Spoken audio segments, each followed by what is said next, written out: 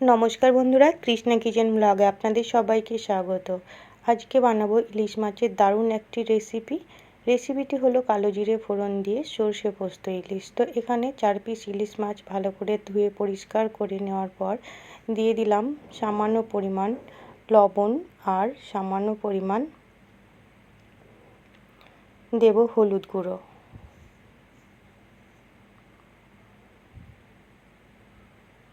এবার ভালো করে লবণ আর হলুদ দিয়ে মাছগুলো মাখিয়ে নেব। এই ইলিশ মাছের রেসিপিটি একদম খুব কম সময়ের মধ্যে তৈরি হয়ে যায় আর খেতে কিন্তু দারুণ হয়। গরম ভাতে জাস্ট ফাটাফাটি লাগে খেতে।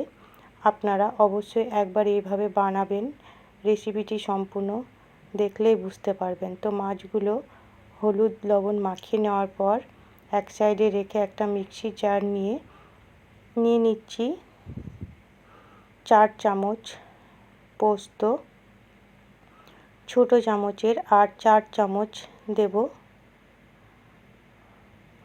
এখানে সর্ষে। এখানে আমি সাদা সর্ষে নিয়েছি, আপনারা চাইলে কালো সর্ষে অর্ধেক দিতে পারেন। এবার 4 চামচ সর্ষে দেওয়ার পর দিয়ে দিচ্ছি সামান্য পরিমাণ লবণ। প্রথমে লবণ দিয়ে সর্ষে পোস্ত গুঁড়ো করে নিয়েছি। দেখুন, শুকনো অবস্থায় গুঁড়ো করলে খুব সুন্দর গুঁড়ো হয়। এবার ঝালের জন্য দিয়ে দিচ্ছি 6টা কাঁচা লঙ্কা। আপনারা যে যেমন ঝাল খাবেন সেই মতো লঙ্কা দিতে পারেন। এবার সামান্য জল দিয়ে একটা স্মুথ পেস্ট তৈরি করে নেব। দেখুন, খুব স্মুথ একটা পেস্ট তৈরি করে নিয়েছি। দিয়ে দিলাম পরিমাণ মতো সরিষার তেল।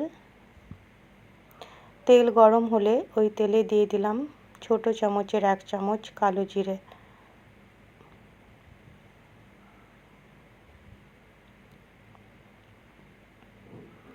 ভালো করে নেড়ে দেওয়ার পর এবার মাছগুলো আমি একটা একটা করে খুন্তি দিয়ে কড়াইয়ে দিয়ে দিচ্ছি।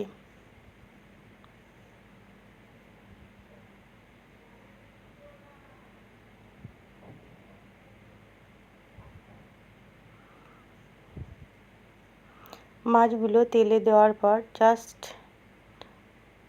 একটু ভাজা হলেই আমি মাছগুলো উল্টে দিচ্ছি। এখানে আমি মাছ বেশি ভাজবো না, ইলিশ মাছ বেশি ভাজলে খেতে কিন্তু আমার ভালো লাগে না।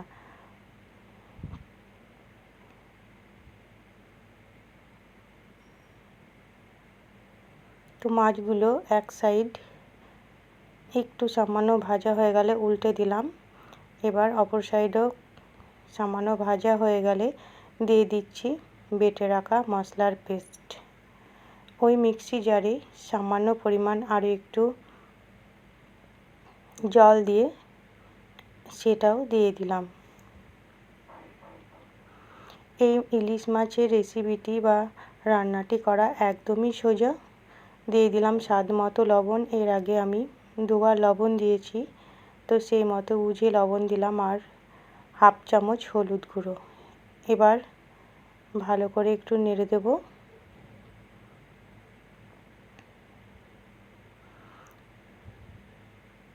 মাছগুলো উল্টে পাল্টে দিলাম।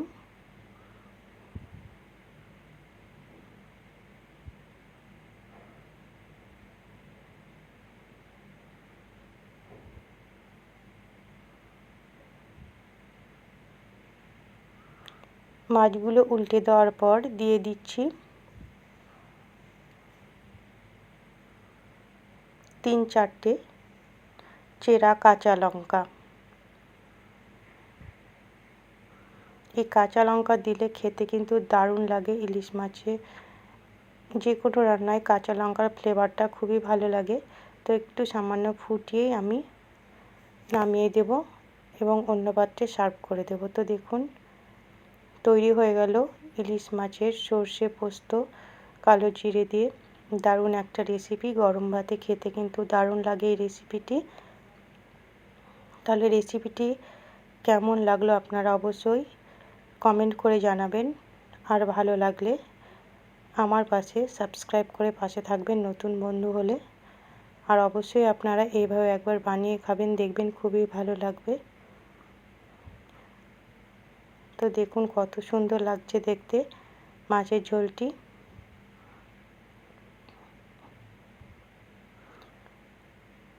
সম্পূর্ণ ভিডিওটি বা রেসিপিটি দেখার জন্য অসংখ্য ধন্যবাদ।